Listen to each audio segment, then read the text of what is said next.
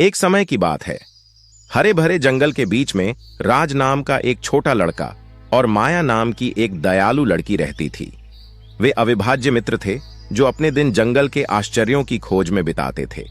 एक धूप वाले दिन जब वे जंगल में गहराई तक गए तो उनकी नजर एक जादुई प्राणी पर पड़ी।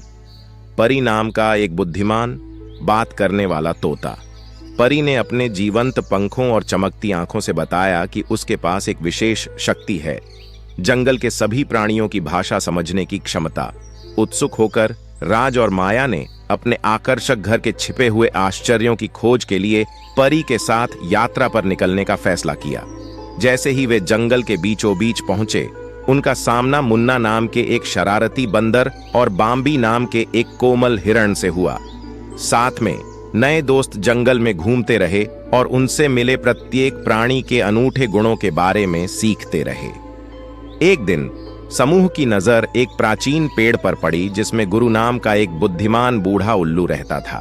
बुद्धिमान उल्लू ने जंगल में सभी जीवित प्राणियों के बीच एकता और सद्भाव की कहानियां साझा की। हालांकि उन्होंने एक आसन्न खतरे की चेतावनी दी, जंगल में फैल रहा अंधेरा जो लालच और स्वार्थ से प्रेरित है।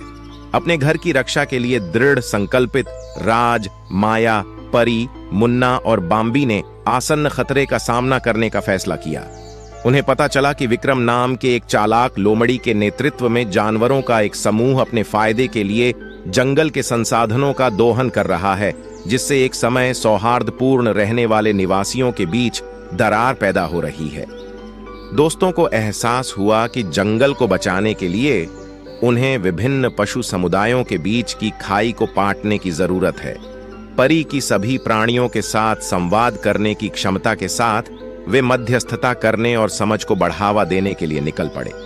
चुनौतियों का सामना करते हुए और पूर्वाग्रहों पर काबू पाते हुए राज और माया ने जानवरों को सहयोग और साझा संसाधनों का महत्व सिखाया।